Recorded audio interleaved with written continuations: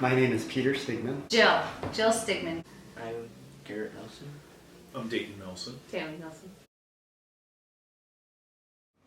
I had polio. You so as a infant, or I don't even remember. As long as I can remember, I've had polio. My right leg, for example, I couldn't just pick up if I wanted to, but standing on it, I can put pressure on it. Where my left leg, I wear a brace because I can't put any pressure on it without some sort of stability, something that keeps that leg straight. So it impacted both legs, but without that one good leg, it would definitely make it a lot harder. My sister was driving, and we were on our way to church. It was a Sunday morning, and a lady ran a stop sign going 55 miles per hour in a pickup truck, and I was in a small car. So the impact of the pickup hitting the car snapped my spinal cord in two. So I'm paralyzed at T10, T11, which is about your belly button. What disease has affected you? Duchenne's muscular dystrophy. I was raised in Korea. I was born in Korea. Adopted when I just turned 9, but grew up in Burnsville. When I was in Korea, I was in an institution for the disabled. So there were all kinds of people just like me. I don't know if they were all post-polio, is what we call the disease I have, but basically it was an institution just for people that had disabilities. The difficulty would probably be, seeing my brother, who was actually, when I was adopted, my brother was in the same grade as me. So in that sense, I got to kind of see him do all of the things that I wish I could do.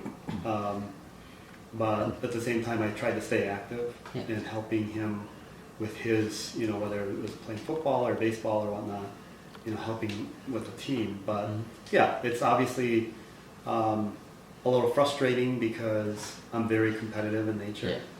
And to not be able to compete the way he got to compete. But of course, everybody can find their own ways of, getting what they want. So I competed in my own way. I'm just not able to do, everything physical that my brother could do, for example.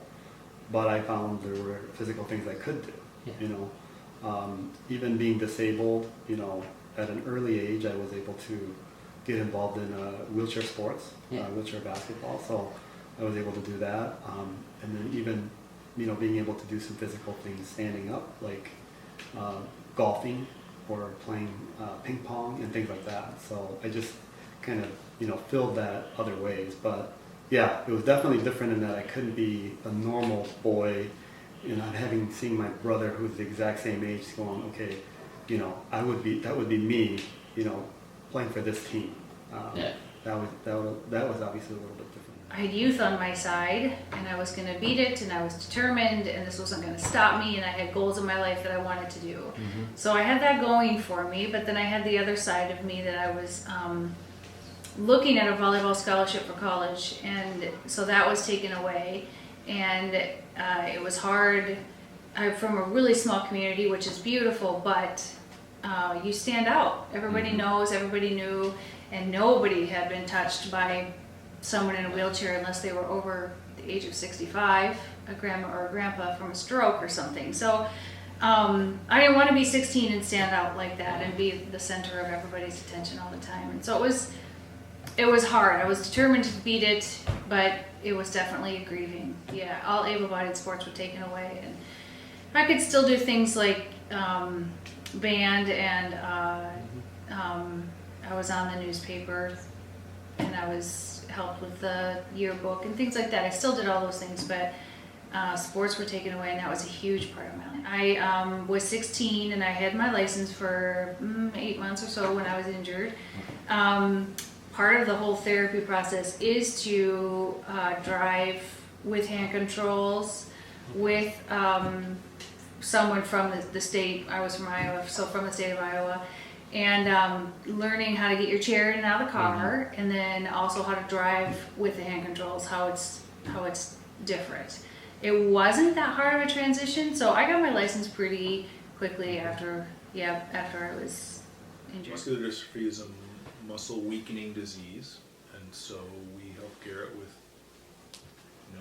getting up and going to bed in the bathroom and stuff like that. But so we take life at just a different speed. So we take it slow. If we like to go to the zoo. So when we go to the zoo, Garrett will look and notice every little thing. We go nice and slow, no hurry, and that's what I really like about Garrett. He can pick up details, observe things that nobody else can get, and I think that's because he just operates at a different speed. Mm-hmm.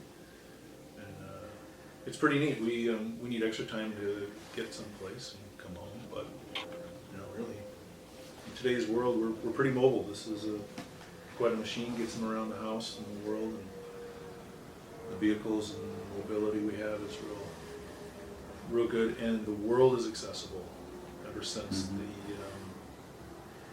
Disabilities Act of 1988 or whatever. Buildings and facilities are very accessible for wheelchairs, and family restrooms, so there's a lot we can do. We had a manual chair when we were in Alaska.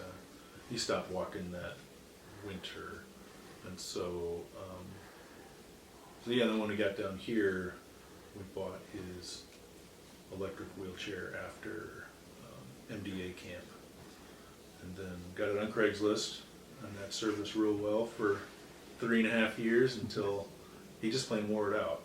The thing is worn out. I had a hard time keeping it going, and so we got this one.